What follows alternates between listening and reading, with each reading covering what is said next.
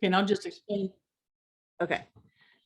Okay, so what I'm doing is I'm trying to get the URL for my book that's coming up because I want to put it on the book, that's how people can find it. But I'm going to gkg.net, which is where I get my domain, which we all need to do if we're going to have that website too. And I'm getting a message from them I don't understand. Okay. And Karen, I'm sorry, it's on another screen and you're going to see the side of my head this whole time. So you're looking at the GKG screen, correct? Yes. Okay, and this is where I buy my domain names. And what I want is non-overwhelmed, whoops, let's spell it right. Non-overwhelmed book. And then they're going to look for that. Did I spell everything correctly? Looks like it, yeah. Non-overwhelmed book. Okay, non-overwhelmed book, because it's my Welcome to Non-Overwhelm is my book. And search, okay, non-overwhelmed book is available. Normally I would grab all three of these, but I'm not going to do that today because, well, for one thing, it's just for my book. And for another, I don't want to take that much time. So it's going to be for 1 year. I'm going to tell them I want it for 1 year. I tell it to continue. And it comes up, which I've never seen this before from GKG. So what I'm telling it is skip and continue. I don't want to do anything extra, right? Okay. Now the next screen, and this is why I'm asking your help, is private registration. I don't need that, I don't think. And this thing I'm real concerned about. So if anyone else comes in, I want them to know this message is here and I don't understand it. So private registration, I don't need that, right? Well, so here's what that is. And let's do this real quick. Kathy, let me take over sharing for a moment. Okay. And I'm going to show you what that is. Okay, so actually, I'm going to share my screen, which is going to stop sharing yours. And okay. You want to go in from there?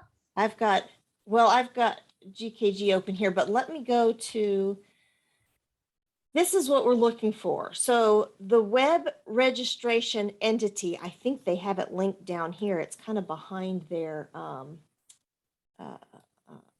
chat function. So this ICANN is the web registration entity, right? Right. And you can search their database, and I'm not sure how to get to it from here. So let me get to it how I know. And that is through my registrar of choice, which is GoDaddy. I don't know why that first little screen comes up every time. So on GoDaddy at the bottom of the page here under resources, they have this link to Whois. Whois is the ICANN database, right? So if I go into my own domain, worryfreesites.com, and I click on search, this is it searches the database and it's going to tell me some information about this domain, including the technical admin information if I don't make it private. So mine is, like you saw on GKG, mine is registered privately. So it just hides all of that, and see where it says. Okay, I like that. Yeah, I like that. Otherwise, this tech email, admin email, that would show whatever I have put in my account with GoDaddy, where I have this registered, right? It does tell me Arizona. Well, domains by proxy. So instead of it having my organization, it shows domains by proxy. That's I think it's just GoDaddy's, but that's GoDaddy's private entity. That may be broader than just GoDaddy, but anyway. So okay, so we do want to do that. So you may want to do that. And I've stopped sharing. So if you want to share again, you can. But here's my rule of thumb. If it's a domain I'm going to use right away, then I choose that privacy setting. If it's not, then I don't choose the privacy setting. I don't want to pay for privacy until I need to pay for privacy, right? So I don't use that. You can add it anytime if you wanted to. You can add that privacy setting. So if I'm using the domain right away, then I choose it. If I'm not, then I don't.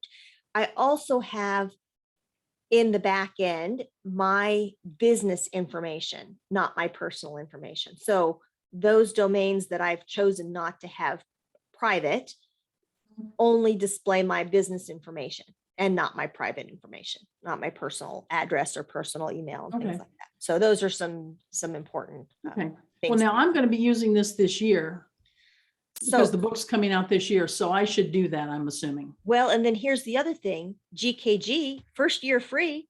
Wow. Yeah, definitely. Right. Yeah, I Take them can't up on go that. wrong on that. Okay. And then $285 a year. So if you were registering domains that you weren't going to use, I'd still get that first year free. You just have to remember that, in the future, I don't want to pay for it. But $285 a year is really reasonable. I think GoDaddy charges $9.99 for that. So $10 a year, which can add up if you're a domain junkie like me and Oh, have yeah. a bunch of them, right?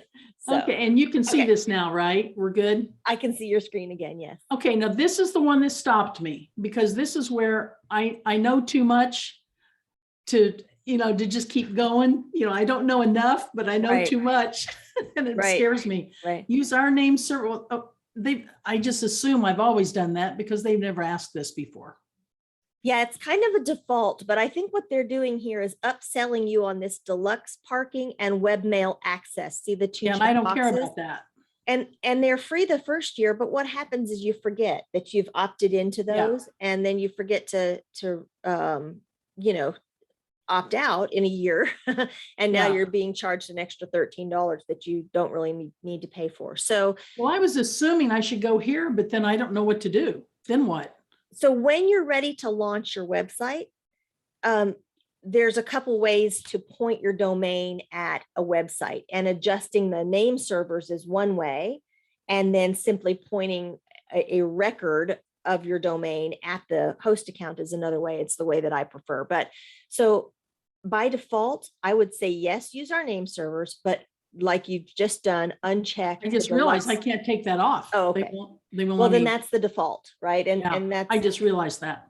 so it's just those check boxes that the upsells that they are offering you here. And Okay. you're smart to pay attention to it and then uncheck them if you don't want them. Okay. So So continue, correct? What's that? Continue. Yes. And now click continue. Yep. Okay. And then when we get to the pay, you just pause and then we finish it up. Okay. Yep. So what is all this? Skip and continue. Well, I don't so need- here's the other thing. So this is another upsell, right? And a security certificate. When you're ready to launch a website, you'll want a security certificate on your website. And so that allows the browser to recognize that it's secure. There's an advantage for search engines to display your results when your site is secure. And it's required if you're capturing any data or doing any kind of transaction on your website. But you're going to do that, right? If we're having you build our site, you do all that. Exactly. It goes with your website, not your domain. So they try to upsell you on this at the time you're making a purchase, but you don't really need it until you're ready to launch that website. So okay, that's good to know. And depending on your host, like you said, for me, the sites that I host for clients, that the SSL certificate comes with it at no additional charge. So if someone were to buy it here, then it's just a waste because right, they're going to get it with their website. And so I skip and continue, correct? Correct. Okay. Order detail. This is really nice because it tells me all this stuff. And I know, and this is that ICANN fee where they look it all up. They can look you up. Yeah. And that's required, right? So, and notice this is interesting. And just to point out, notice what the ICANN fee is 18 cents. I know. So 18 cents a year for ICANN, which is the registering body, but then the rest of the cost goes to this registrar. And that's why it can vary, and why you see, some domain registrars that only charge 99 cents for the first year for new customers and things like that. It's because the ICANN fee is so inexpensive. Okay. So do I do basic parking? Yes. Okay. And then DNS hosting? Yes. Okay. I'm surprised those aren't checked by default. Yeah, I've never gone through this with them. Private domain registration. And then No, because that's what they were offering you before. That's what I, Um, okay, But again, you said you're going to use this right away, so you might want to go ahead and select that. It will add the 285, which is very reasonable yeah, for, because we're going to use it this year. that's what Okay. hides your name on the back end. Okay, coupon code I don't have. So then they come down and they show you all this stuff, technical contact. I can change that later. That's going to be you, right? You know, you don't, for your domain, it can stay you. It doesn't need to be me for any of this. This Oh, is okay. what's hidden though. This is this domain information.